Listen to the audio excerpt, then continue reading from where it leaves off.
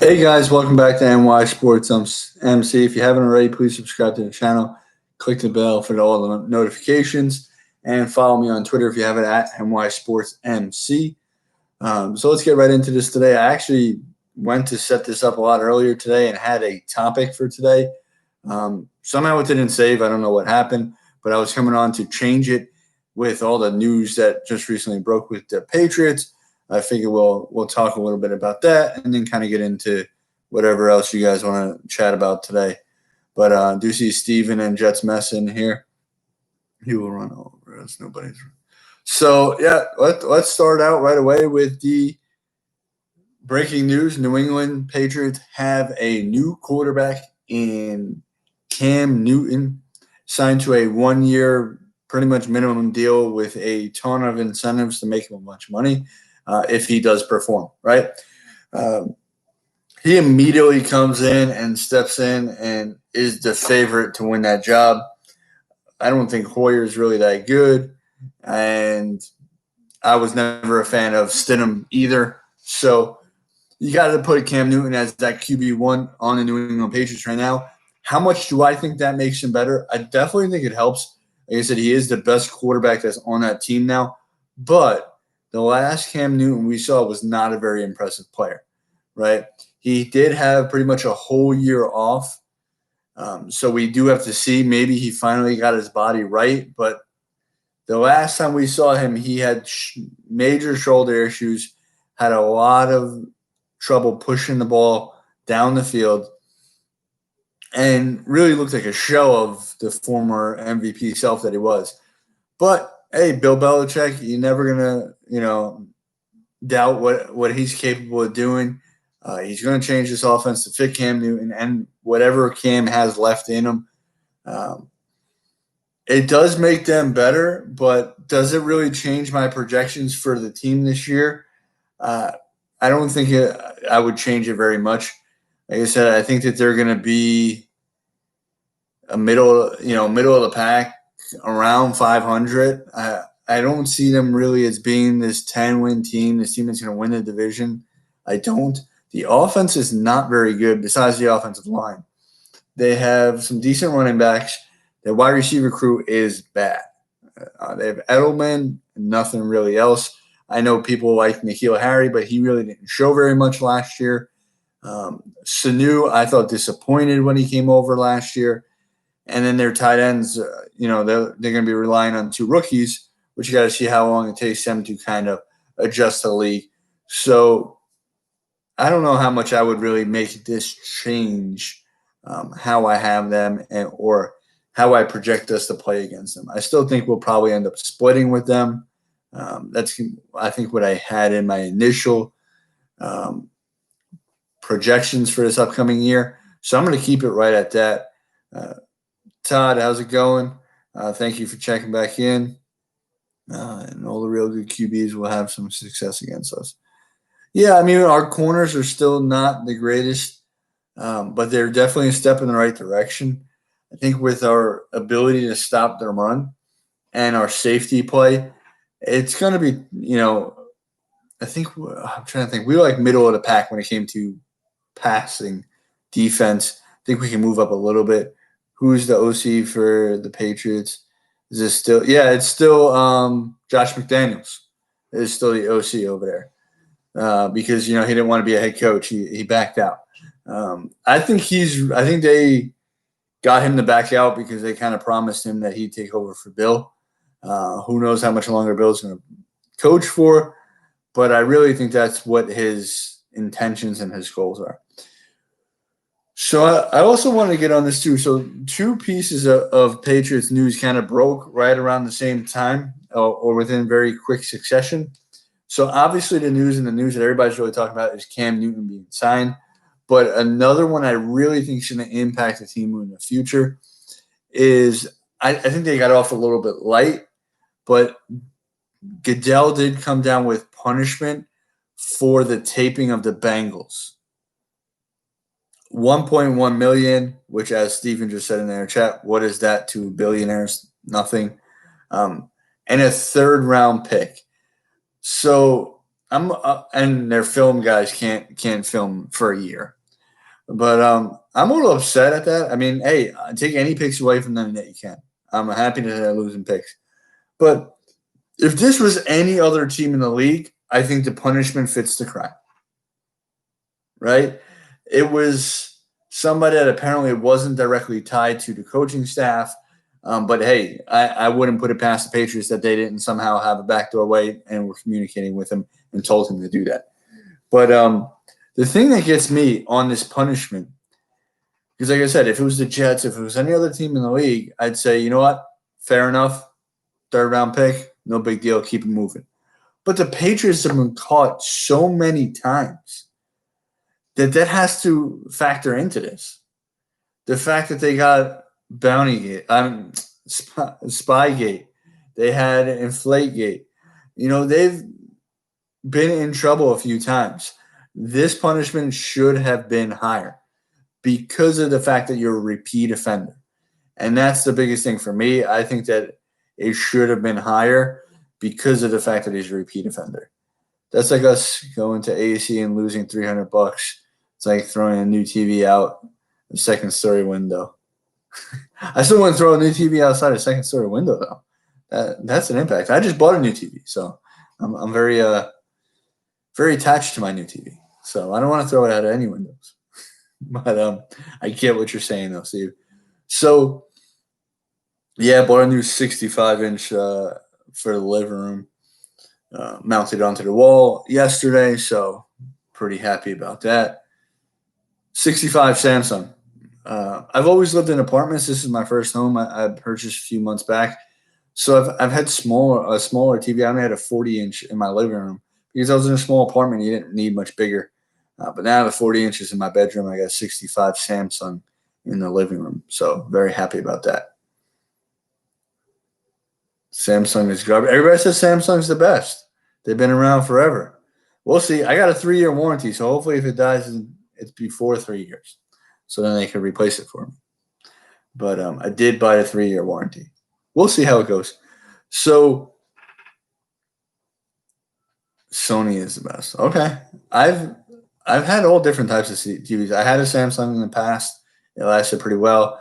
I have a Vizio, I believe. No. I have a Skeptree, which that's actually worked pretty well for me. Lasted quite a few years. So I think it's the luck of the draw with some of these TVs. I've had all different types of brands, and they've been pretty good for me. What a hater. Oh, he's saying. So how do you guys think this will affect the AFC East and the New England Patriots? Like I said, I don't think the Cam news will make much of a difference. I still think that we have a chance to win the division. I'm not going to put us as the favorites. I'll still have the Bills as the very, very slight favorites, as I've kind of been saying all offseason. I think the margin that they've been giving is a lot higher than it should be. We were beating them week 1, lost by a point with everything that we went through, a kicker that probably will never play in the league again, and losing the vocal point of our defense. So now I wanted to go a little further into that too, how much Mosley impacted that game and the next few games. But the next few games really didn't matter because Sam Darnold was out. But that game in particular, so he was the leader of the defense. He's the one that calls the plays. And if you remember, Williamson got hurt in the preseason, so he was already gone. And now Mosley's gone. And now you have, I think it was Neville Hewitt who started calling plays. And that's tough. Like, towards the end of the year, he was calling a lot, and Burgess was calling the plays and different things like that, right? But they had time to adjust, and these guys should have never been starting. And now he gets thrust in there because your top 2 guys were down already.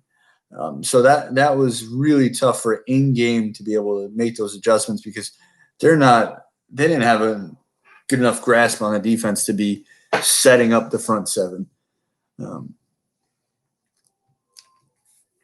But what I did want to go into today, since we don't have much people chatting out here, is I'm going to pull up on my phone here the New York Jets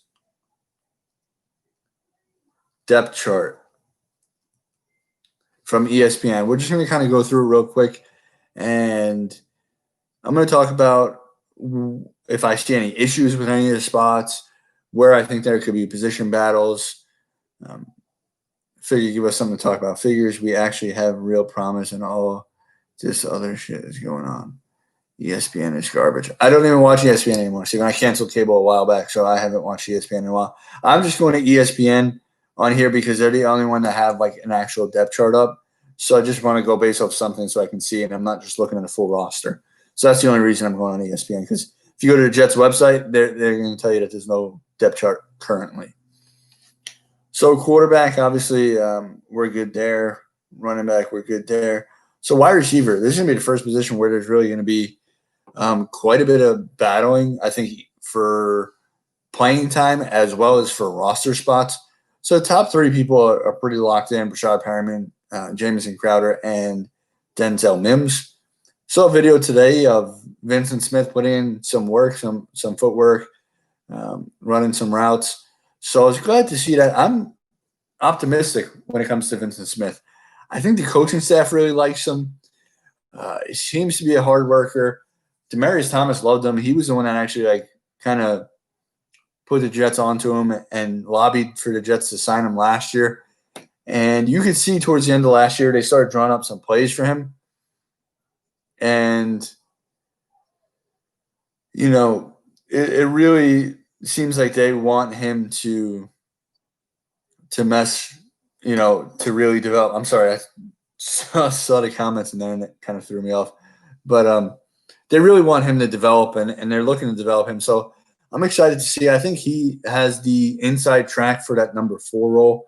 And then after that, I mean, it's going to be a complete up in the air. I think there's – now it also depends on how many do we hold. Do we hold 5? Do we hold 6 wide receivers, right? They did expand the rosters to 55.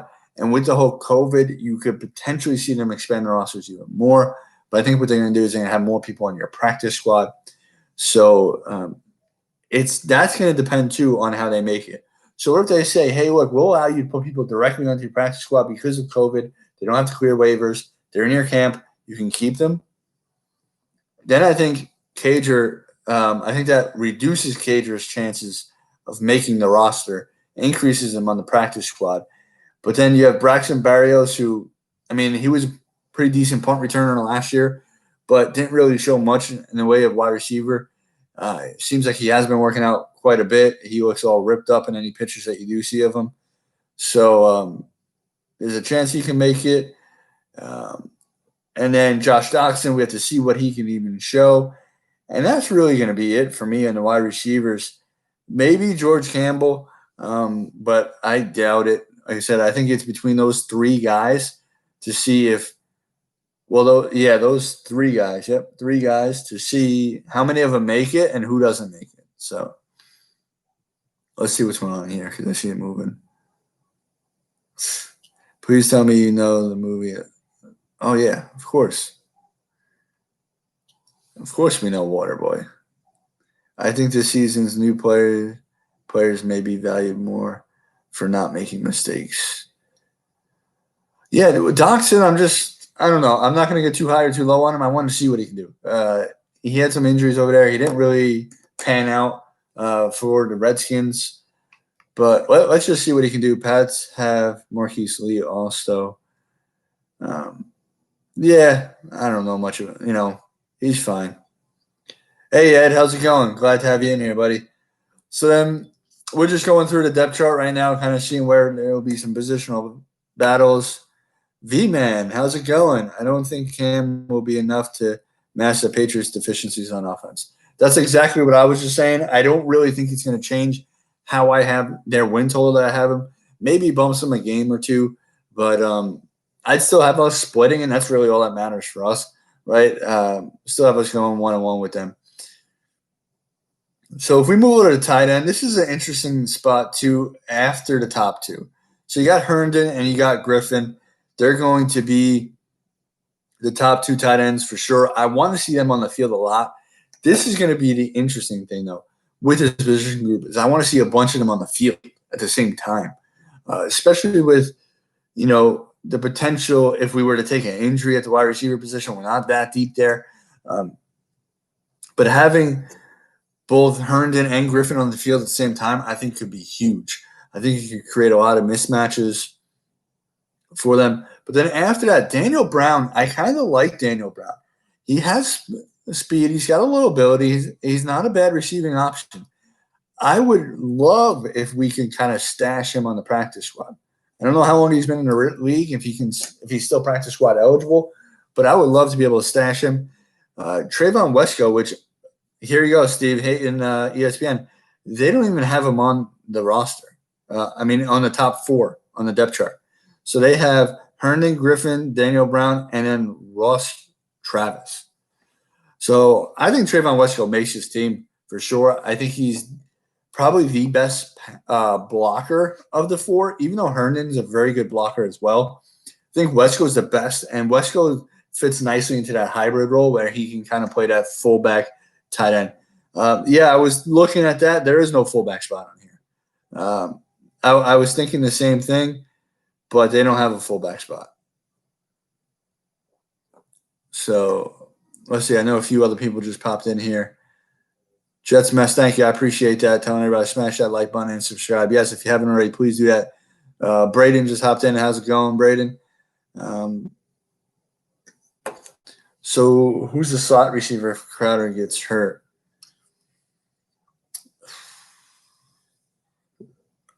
I don't know. Berrios? They have Dotson behind him on this depth chart, but I guess it would be Berrios. Like I said, I'm not a huge fan of Berrios. I really don't know. You got to just hope that Crowder stays healthy. I really hope he does, because Crowder was one of the best slot receivers in the game last year. I guess you could possibly I'd be probably more inclined to do that, slide somebody like Perriman inside and put a Cager on the outside, because I don't, like I said, Berrios didn't show me much as a wide receiver, so I wouldn't want it to really be Berrios unless he proved something in preseason here. But he didn't prove much as a wide receiver last year, and we had some injuries. There was definitely some opportunity there. So tight end, I really don't think, like I said, the only thing will be is what happens with Daniel Brown. I think that's going to be the big thing to kind of look at the tight end room, because I'd love to keep him for depth, especially with both Griffin and Herndon coming off injuries. I don't want to lose his rights or have another team scoop him. So we'll see. I mean, it's not a huge loss if we lose him. But so now if you look at the offensive line, I think the starting 5. Well, our offensive line coach did speak, and he kind of said that it's going to be difficult to really get sorted throughout this offensive line. I don't think anybody's really solidified in a spot besides maybe Connor McGovern.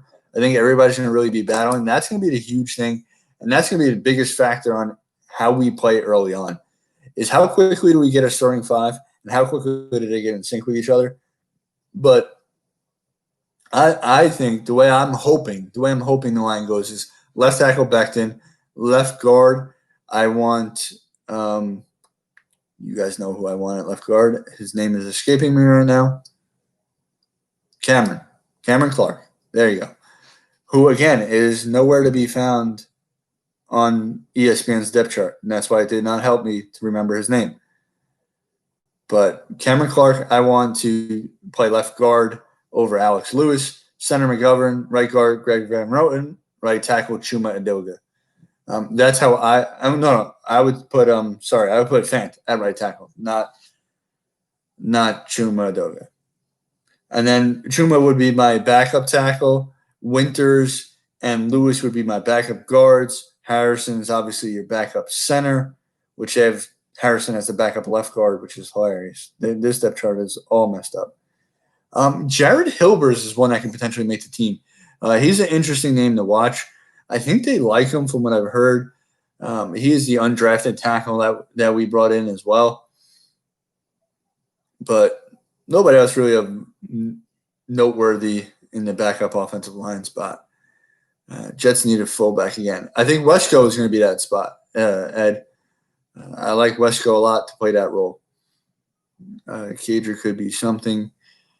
Yeah, hopefully. And Cater's already got chemistry with Sam Darnold. So that kind of gives him a little bit of a leg up. Um, but we'll see. Like I said, it's going to be difficult. And seeing the rules and everything with COVID and how that happens, that might affect if he makes the roster or not. Like I said, if we can stash him on the practice squad because COVID allows us to put more people, they may do that if it means like keeping. So let's say they're down to Berrios and Cager, and they're like, "There's no way Berrios is going to be able to get to the practice squad." They may keep Berrios and stash Cager just to have the extra bodies, and not potentially keep Cager and then lose Berrios to another team. So it's going to be interesting how they kind of maneuver the team around this year, especially with everything going on. Yeah, I'm Steven. I know me and you have been on the same page with this starting five from the beginning. I am a oh no, you have Lewis in there now. Didn't you have Clark in there? That's what everybody's saying. The line that you have is what everybody's saying, Steven. I just don't. I like Lewis as a person, especially after what hit and coming out and defending Gase. So I kind of want to speak about that as well. I loved seeing that, man. And if you guys heard, I said from the beginning, I said it on my stream on Tuesday, so Steven won't know because Steven wasn't here. But I like I said from the beginning, it had nothing to do with Gase. The whole Jamal Adams situation has nothing to do with Gase. They want to pick a scapegoat. That's what they were trying to do. It's got nothing to do with him, right? Jamal wanted more money. Jamal feels like he should get it now. The Jets feel like he should get it next year. And that's the only issue he has. And I loved that. And because like I said, once Manish came out and said that, I was like, no way, I'm not believing this.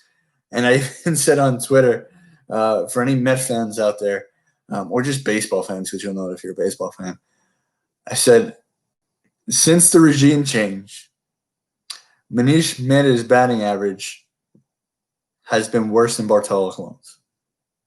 He's just been wrong a lot lately. I think he did lose some of his inside people within the Jets organization, which has made him to come out with some of these things prematurely. Logan Ryan, what was it, Kyle Long, and this, right? So I loved hearing Lewis come out and defend the coach. CJ Mosley even came out and backed Gase as well. So that was really, really good to see that. And to really see that these players are behind him. So one of the things I was saying too, and I was getting into it on Twitter with some people, is it's all about the media and how they spin things, right? And I'm not being a Gase supporter or a Gase backer, right? I've been on record of saying we have to give him a chance this year because last year was just a mess. But you look at it and you say, hey, oh well, a bunch of people don't like Gase. Well, look at the people that didn't like Gase: Jarvis Landry, Jay Ajayi, now Jamal Adams. Well, they said Jamal Adams, but Jamal Adams, I don't think that was accurate, right? Those are all the other players were like diva-esque players, right? But then look at some of the players that have backed them: Frank Gore, C.J. Mosley, Peyton Manning, right? Look at the characters of the group that backs him, and look at the character of the groups that say he's horrible, right? And then you tell me which one. He's coached a whole bunch of players that have never said anything, right? And there's which side they're on. So you only have a small handful when you look at the overall amount of people that Adam Gase coached, a small handful of people that have come out and spoken out against Adam Gase. And look at those guys. They've been issues in other areas too. And the funny thing about Landry is his best year ever was with Adam Gase, who he doesn't like, right? Who didn't use him right. But still, he got the best production out of him. So always, does Vincent Smith make the team? Absolutely, Ed. I think he's the number 4 wide receiver on this team. I would pretty much put him in a lock to make this team. You saw towards, and I've said this a few times, you saw towards the end of the year they were drawing up some plays to try to get him the ball down the field. I definitely think Vincent Smith makes this team. Devils 7th pick in draft. Devils, are you talking about hockey? I don't know anything about hockey, if that's what you're talking about. At least this season to see what's happening. Yeah. So, like I said, I think he definitely does make the team. But so that's it for the offense. Like I said, the real spots where there's going to be position battles is going to be at wide receiver um, for some playing time and wide receiver for some roster spots. Tackle will be interesting. I mean, tight end will be interesting to see if Daniel Brown makes the team or what they do with him. And then the offensive line is going to be obviously a lot of competition for starting spots and playing time. But I don't think there's any like real surprise people that may make the team or may not. Like I said, the only person I would say that may make the team that would be a surprise would be Jared Hilbers because he was an undrafted free agent. Yeah, I think they keep 6 receivers because of 2 extra spots. Does Lamar Jackson make the team? He has an uphill battle, that's for sure. So I'll scroll on down to the cornerback position. You got to think, how many corners are we going to keep, right? And that's going to really be a big question too. So let's look at the corners. You have Pierre Desir. He's making the team. So there's one. You got Bless. Well, I'm not going to put Bless Austin just yet. You got Poole. You have Bryce Hall. You would assume Quincy Wilson's making the team because we just traded for him. Nate Harrison, Millette, Bless on Austin. That's 7 right there. And then Lamar Jackson would be probably like 8. So I'd say the odds of him making the team are slim because we brought in so many people in that position. I don't think he does. I think they try to put him on the practice squad. That's where I see Lamar Jackson potentially on the practice squad. Again, like I said, with the pandemic and everything going on and people testing positive, right, still, they're going to expand those practice squads so that you can have more people practicing with you so that if somebody goes down, they're kind of ready to go, right? They know what's going on. They know the system. So they're going to expand the practice squad, and I think that'll help him to make the practice squad. How much does the pandemic help Garrett Cole because of his surgery? I don't care how much it helps him. I hope it didn't help him at all because I'm not a Yankee fan. So the Yankees can lose every game for all. As long as he pitches horrible against the Mets. Because we play you guys 6 times in 60 games. It makes no sense. Definitely keep him on the practice squad. A few of our players are going to get plucked from the practice squad and be on other teams. I can assure you that. Yeah, probably because he brought in a lot of people. He brought in a lot of depth. And like I said, Steven, I'm just hoping that maybe they do something a little different this year and allow you to send the people straight to your practice squad instead of having to have them clear waivers because of the pandemic. But we'll have to see what happens. So Greg Williams and Adam Gase both have come out and spoken over the last week as well. Kind of wanted to get into that a little bit. Greg Williams came out, spoke very highly of Jamal Adams, said he's got his back, said he doesn't get in the way with contract talks. He's got nothing to do with that, right?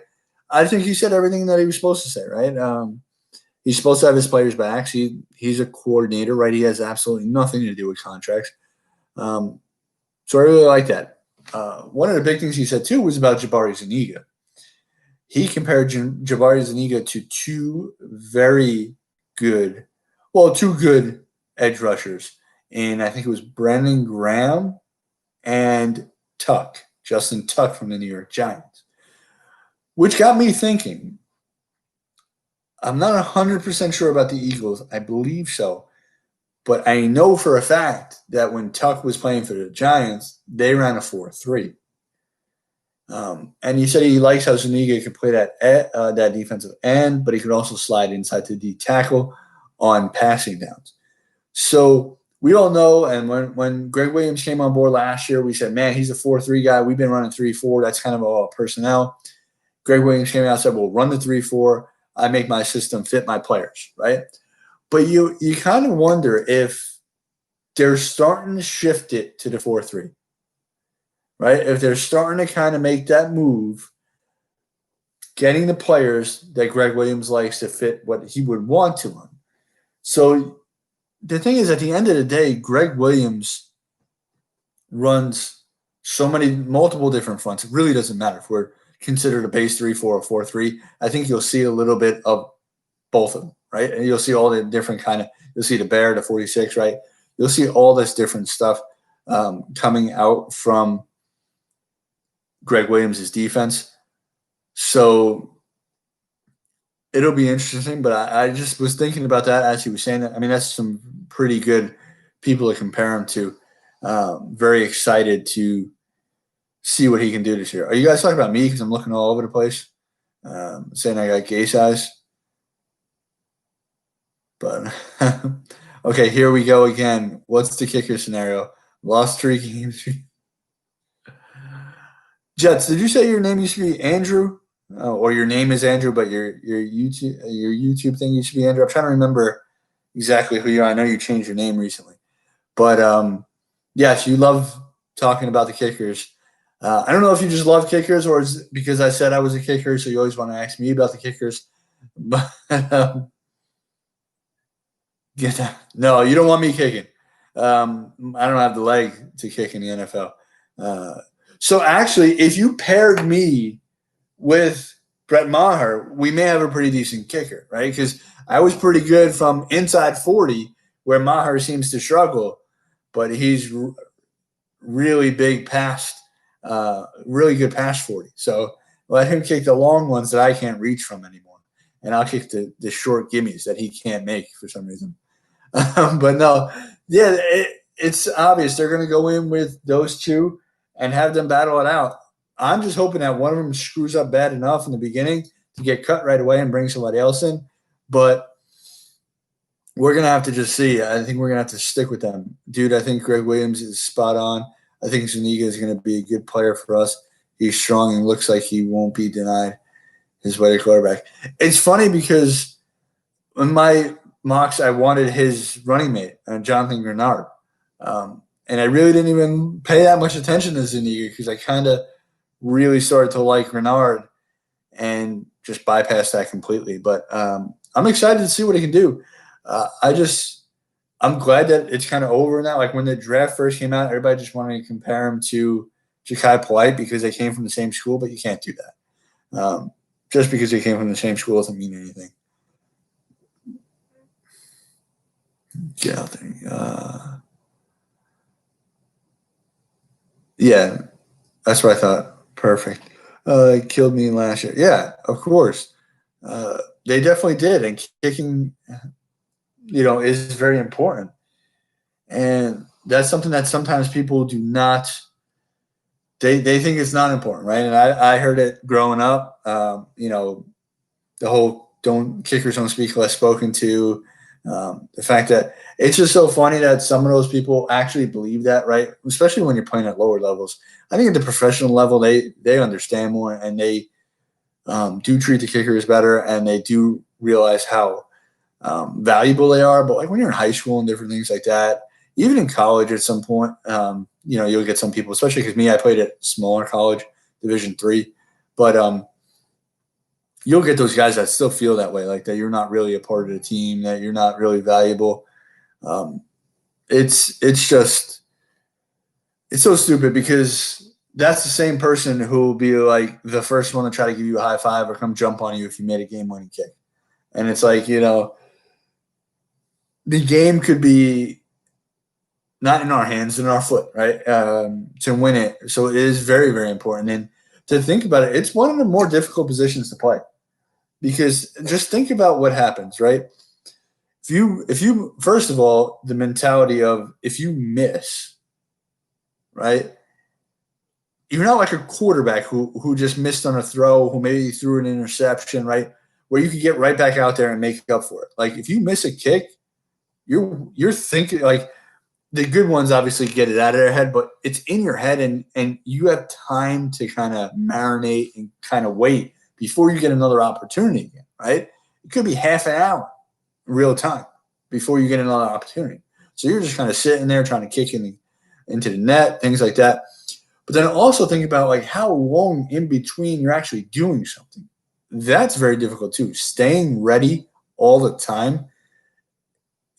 I mean, it's not that it's difficult, but it makes you kind of, continuously work and continue to move around. And it's an adjustment period, right? Because most kickers like myself were soccer players. And I still say to this day, besides, like, if you're looking at sports like soccer, basketball, football, baseball, hockey. I've never really played hockey, so maybe I can't really speak to that. But soccer, especially if you're a midfielder, like on the wings, best shape. You got to be in the best shape at any sport. I used to play winger when I was younger. You're supposed to be on one end, stopping a cross from coming in, but then on the other end, sending the cross in. You're literally sprinting up and down the whole time.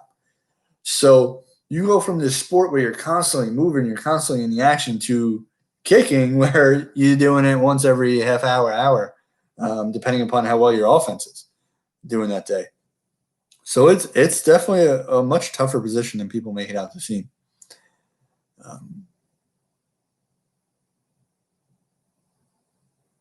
33 is a chip shot. Andrew, I'd like to see you go hit a 33 consistently. They're not chip shots. But I mean, for the pros, of course, for the pros, they're chip shots. But I always love how average people think, I could have made that kick. It's not that easy. And just because you can make it once doesn't mean you can make it again, or with a rush coming at you. The whole league last year never saw so many missed extra points. 50 getting to be a lost art. John Hall was the man.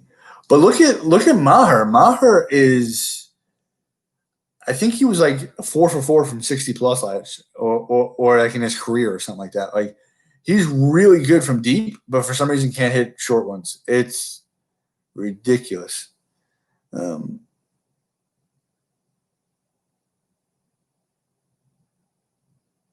pothead. Who's a pothead? But we need that kicker from the replacements out there smoking cigarettes on the field, kicking, banging field goals. That was one of the funniest parts. Love that movie. But let's get back into this depth chart, since the chat is slowing up a little bit right now. But defensive line, I think that this is where they have it way off when it comes to at least the starters. They have Henry Anderson, Steve McClendon, and Quinnen Williams. I would have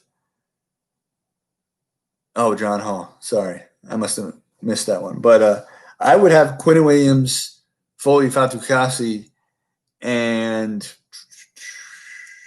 I guess Henry Anderson for now. So I bump Foley in over Steve McClendon. But we have a lot of depth here too. This is a position where, okay, Steven, next time I'll look at one of those other ones for you. Steven's always so critical, man. What's going on, man? But in the depth behind them, you have Nathan Shepard, you have Kyle Phillips, who had a very, very nice year last year. So we got 6 people on that defensive line already. It's going to be interesting to see who else makes it. If you put Jabari Zuniga in the D line as well, possibility there. Apparently he was going. All depends on what 100 linebackers will be playing. Yeah. So there's a lot of depth all throughout this team. So it's going to be very, very interesting on who cuts. I'd have to really sit back, because when you're constructing these rosters, right, obviously you have 55 men this year instead of the 53. So you have to put and I'll do this. Maybe I'll do a video on this, or just prepare it a little bit better for a live stream. I just kind of wanted to go through and just see where the real talking points were. But you got to put in all the people that you know for sure are going to make the team, see how many are at each position, kind of count them all up.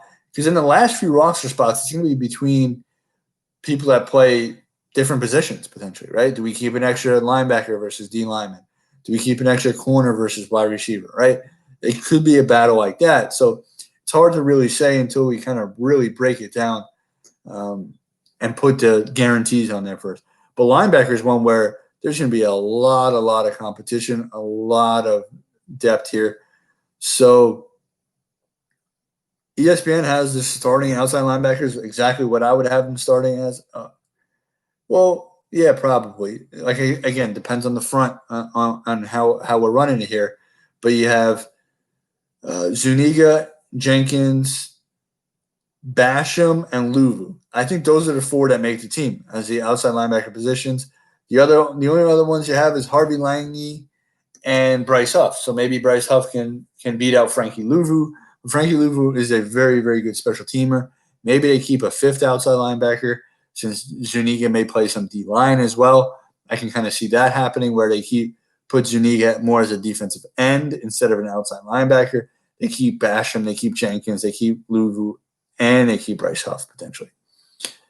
Inside linebackers where it gets really interesting. So you got CJ Mosley, Avery Williamson, our inside linebacker coach, did say that they want to see, which is what we all assume now at this point, they want to see what Williamson looks like, right? Coming off the ACL, how's he going to look? They want to see him on the field.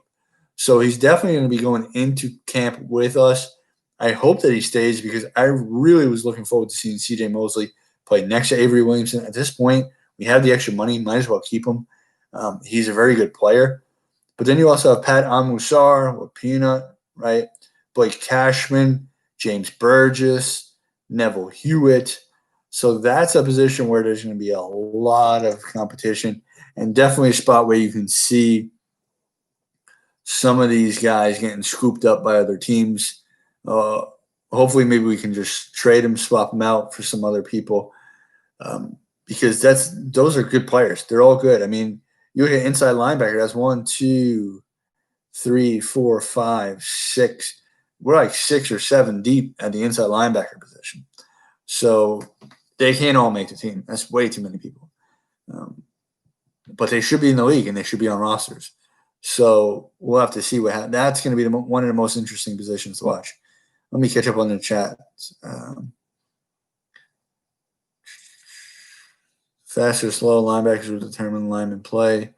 Jets D will be tough. Let's get after Cam. Can't wait. The good thing for Cam is he's got probably one of the best offensive lines he's ever had. Chencho, how's it going? We are using the extra spot to keep 4 quarterbacks. No way are we keeping 4 quarterbacks. I think we'll keep 3 in the beginning. I mean, we may keep 4 just in the beginning just because – no, I think we're going to still keep 3. I was going to say just because Flacco may not be ready for week 1, but they're going to camp with all 4. But I think they'll keep 3, and then I think Fales is gone. But I don't know. It's because it's interesting that we brought in Flacco because now it's like, we hope that obviously Darnold plays all 16 and never gets hurt, but it could put us in a really tough spot if Darnold would miss a play or a series or anything like that in that week 1 matchup, because then it looks like you're playing Morgan week 1. So that would be scary, but we'll have to see. Is it true that you can only dress 8 O-line during a game? I think it is something like that. There definitely is a limit on how many you can. I remember hearing that. I just don't know what the exact number is, Steve. Test positive. No, don't say that. We don't want him testing positive for anything. I think only 2 quarterbacks. Like I said, I think they're going to definitely keep 3. I don't think they go down to 2 because they drafted Morgan so high. They're keeping him on the roster, not exposing him because he'll never make it to a practice squad. So they're definitely keeping 3. It's just a matter of, do they keep 4 until Flacco is healthy? That's the question. That's the only question. But they're keeping 3 all year. I can promise you that. Lots of trade bait from the linebackers. Yeah, and I hope they do trade him. I hope he gets something. 4 QBs, 3 kickers, and 2 punters. Yeah. No, Andrew, they're never going to make it. Morgan's never going to make it to the practice squad. You don't cut a 4th-round quarterback and try to put him through to the practice squad. It's not going to happen. You should have never drafted him then. If you want him on the practice squad, you should have never drafted him. Flacco isn't really healthy. Right. But the thing is, too, he's not that hurt either. right? And what I mean by he's not that hurt is you're not going to publish him and have him out for what is it, the first 6 or 8 weeks? You're not going to do that. So he's going to have to carry a roster spot, which is going to suck because that would make us potentially keep Fales for a week or two until Flacco is fully healthy. But we'll have to see. They may just say, hey, we're going as if it was 2 quarterbacks. We're going with just Sam Darnold and Morgan until Flacco is healthy, and then Morgan will carry the clipboard the rest of the year. Yeah, that $1 million doesn't mean nothing to the Johnsons. Greg Williams going to make Cam have to throw. That's Cam's weakness. Yeah, I'm not worried. I'm not worried about Cam Newton that much. I'm really not. Like I said, it makes the team better, but I still think we split with him. Keep Cam on the run. I agree that was a bad pick. Whoa, I didn't say it was a bad pick. I did not say to Morgan. I said it would be a bad pick if you wanted to stash him on the practice squad. I didn't mind the pick. I didn't. We need a long-term backup, and there's always a chance that we could do what these other teams do, right? If this guy can show out, right? A lot of teams were kind of liking him. And if he can show out, we can potentially flip him for a draft pick as well. You never know. The thing is, you have to have a backup, right, that you can sustain for a while. So I don't mind the pick. And what always gets me is I know that there was other people that we wanted. There was other people I wanted too, right? But how could you be really that mad about the pick when it was an extra pick that Joe got? So Joe traded back. Everybody wanted Mims. He trades back, gets Mims. Then he trades back again to get 2 more picks, and then picks Morgan with one of those 2 extra picks. I mean, I'm not gonna kill him on that. Way too high of a pick. Maybe. We'll see. It's a 4th-round pick, and we had 2 of them. So after having 2 third-round picks, right? So we had the extra picks this year. I don't think it was that bad. Yeah, and the Patriots won too. So the Patriots probably would have picked him that round. I think they had to pick a few picks after us. It's better than what we had for backups. Yeah, and like I said, you need a good backup is very important, and Joe Douglas knows that. He won. Well, he was part of the team with the Eagles when they won with Nick Foles as the backup quarterback, and he was also part of another team I think that won with a backup quarterback. So he had seen it happen twice, if I'm not mistaken. So he understands the importance of having a backup quarterback. And obviously, we all saw it last year, what happened. So you got to be able to start developing some guys. Quarterback's the most important position in the field. So I'm never going to be upset that we picked one. Like I said, if we picked him in the first, second round, yeah, that's a mistake, right? Like, look at the Eagles, right? They drafted what did they draft him in the 2nd round? I thought that was ridiculous. Motivated T could have gave up that pick to move up to get Jedrick Wills guaranteed some. Not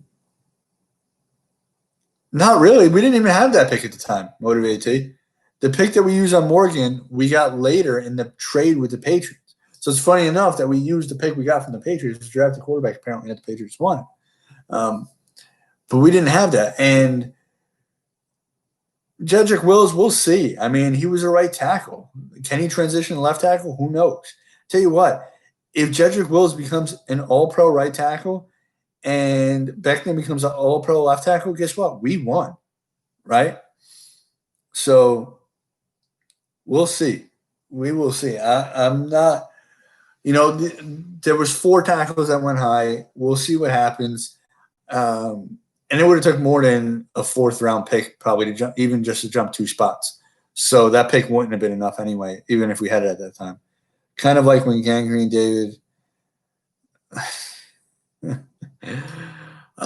we still had the same amount of people that we usually get, just minus one guy that's really annoying. No, just kidding. So, we still had a good amount of people. I had fun. Last year's backups were the worst I've seen in Jets history. Yeah, well, they had no business being on the team. What was his name? Not Fails. The other one was whatever his name was. The guy that played. The guy that actually started. Um, he he was the first quarterback to ever start a game and then start at quarterback and then be cut before the next game. So that just kind of shows you that he should have never been in that spot. That was my one big issue that I had with Joe last year. Like, once you found out that he had mono, I know we had Simeon, so I guess he felt it right. He's like, maybe Simeon can bridge. But once Simeon went down, the fact that they didn't bring in somebody else, and then they went and known the playbook, but they could have called, they could have, we could have got him up to speed. I mean, I just thought that that was a mess, having a practice squad guy starting at quarterback for us. So that's why they went out and they drafted one, they signed one. They don't want that to happen again. Worse will be a guard. Yeah, I think there's a good chance he can move in the guard as well. Who knows? Maybe he could play right tackle, but I liked the Becton pick. Like I said, I thought I feel better about the pick the more and more I hear, because you see what Becton's done. You're seeing the videos of him working. You're kind of getting to know more about him, his work ethic, and I think that that really helps you to not get so worked up or so concerned with the potential bust factor, because I think that helps to reduce the bust factor a little bit, knowing that he is working so hard, right? So a lot of times people bust out. They like Ja'Kai Polite. They just don't have the right work ethic. They're not willing to put in what it takes. They would just have physical gifts, and didn't use them, right? So I feel much better because you can actually see that Becton does work very, very hard and takes it very, very seriously. So to continue on here, the last spots, you got corner and you got safety. So corner is going to be interesting as well. How many of them do we keep? Who starts opposite of Pierre Desir? Do we bring in a Logan Ryan potentially? I don't think that's completely off the table. Could still be something that may happen, but you never know. So you got Pierre Desir, you got Blesson Austin, Millette, Brian Poole, Quincy Wilson, who obviously we traded for, Bryce Hall, who we drafted. So those are all guys that I think could very well make the team, but that was 2, 4, 6 people already, right? Now you're looking at Nate Hairston, Lamar Jackson, like mentioned earlier. Those guys I think are on the outside looking in. For right now, it would all depend on how many we keep. And then safety, I think this is pretty easy as long as there's no trade, right? Adams and May will be your starters if they're still all both on the team. Ashton Davis and probably Matthias Farley as the two backups at the safety position. Is Rontez Miles not on the team anymore? Was he a free agent? Because he's not on the depth chart here. Yeah, he's currently a free agent. He's 31 now, Rontez Miles. I always liked him. I thought he played well enough whenever he came in on the defense, and obviously was an excellent special teams player. So I don't know if he's looking to come back or if they may look to bring him back or if they're done with him or not. But Rontez Miles was always, a very good special teams player for us. He's a free agent. I just looked him up. So we'll see. And then kicker and punter. Obviously, we know who our punter is. I think he's going to be one of the best punters in the league. Give him some time. And then kicker, if I had to pick right now, I'd say Brett Maher over Ficken. But there's still an outside chance that if somebody's not even on the roster currently. But, excuse me, for Andrew, the answer is we're not bringing in another kicker right now. They're going into the camp with those two, and they're going to compete it out. Long snapper, obviously, we know is Hennessy. He does a very good job there. He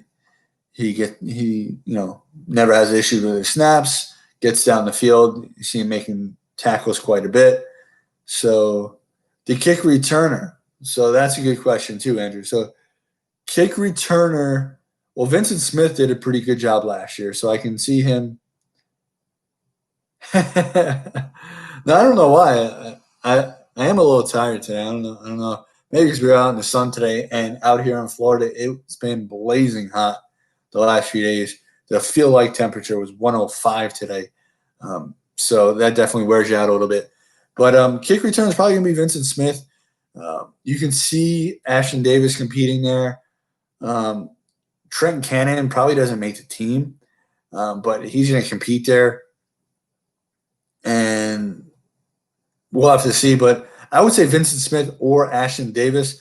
And then for punt return, I think it's going to be Ashton Davis or Braxton Berrios, depending upon if Berrios makes a team. Like I said, he's kind of a fringe one I got at the wide receiver spot.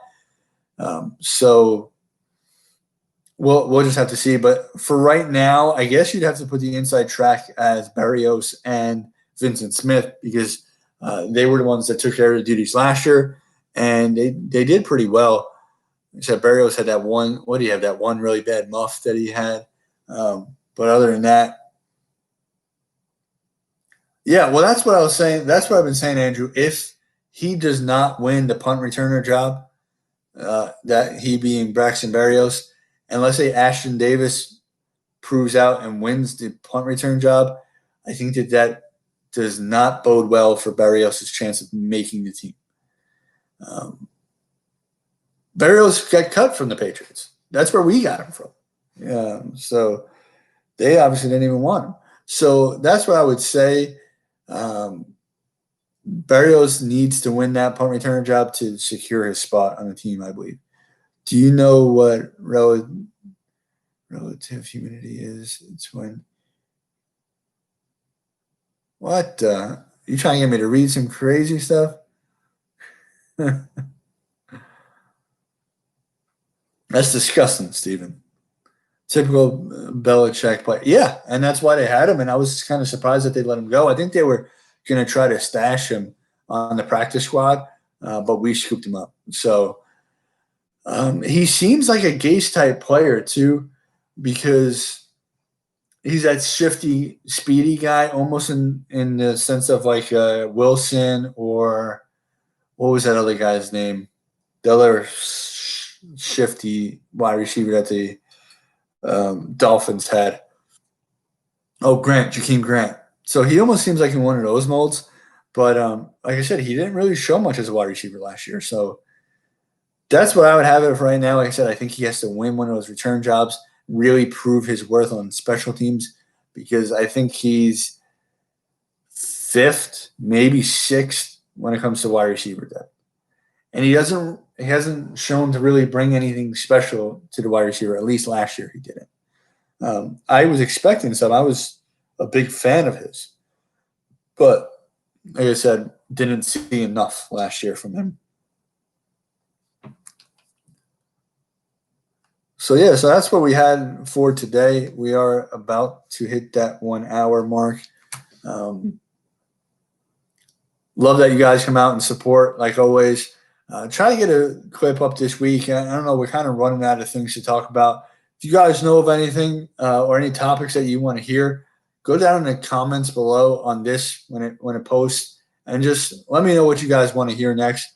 Trying to keep the content going as much as possible. Obviously, it's getting difficult right now because nothing's been going on, but we do get some things every once in a while, like this Patriots news. So they lost that third round pick today.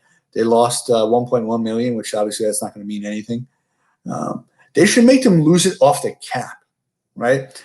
Because that would make a bigger impact. I mean, 1.1 million is still not a lot, but if you're going to penalize somebody, penalize the cap right on the team, because these billionaire owners, what's $1 million? Like we said, make them lose it off the cap as well. So, but like I said, I think they got off light there. Cam Newton obviously went over there today, like we mentioned. I don't think that bumps them too much. Let's talk Jamal to Green Bay. Jamal to Green Bay. I didn't hear any rumors about that. Did something happen while I was on here? Is there rumors coming out that Jamal could go to Green Bay?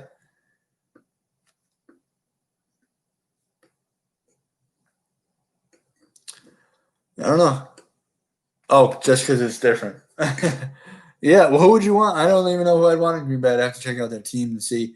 I know that wide receivers, they're kind of thin, if I remember correctly, as well. So they can't really help us there. But yeah, like I said, if you guys haven't already, if you're on Twitter, please follow me on Twitter at NYSportsMC. Um, give me a follow on there. I do try to retweet some things and also post some other stuff as well. But let me know what you guys think for a video, and I'll come out with something later this week.